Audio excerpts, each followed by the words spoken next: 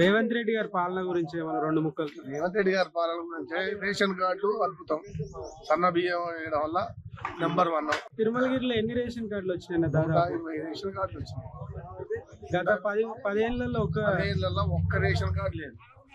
మా పిల్లలే పెద్దగా పెళ్లిళ్ళకి వచ్చిన వాళ్ళకి కూడా రేషన్ కార్డు లేదు. ఇవాళ రేషన్ కార్డు వచ్చిందంటే రేవంత్ రెడ్డి పిల్లలు. అది సన్న బియ్యం వేయడం. ఎవరికైతే సన్న బియ్యం ఇచ్చిందో దాకా దొడ్డి బియ్యమే ఉపపచ్చ బియ్యం వచ్చింది. అదే ఇలా ప్రపంచంలో మొదటి ఇదొకటి. రుణమాఫీ అంటే 2 లక్షలు మాకైనాయి. అది కూడా కొన్ని కారణాల వల్ల చేసింది. కేసీఆర్ తప్పు వల్ల కూడా ఉంది రుణమాఫీ కాగడం. కేసీఆర్ తప్పిదం వల్లనే రేవంత్ రెడ్డి కూడా కొంచెం రుణమాఫీ అయినా 2 లక్షల వరకు రుణమాఫీ చేయగలిగింది. ఆయన 8% మా ఊళ్ళో 49%, 50% అయిపోయింది. సన్నకారు రైతు అనేటోడు రుణమాఫీ అందరికీ అయిపోయింది.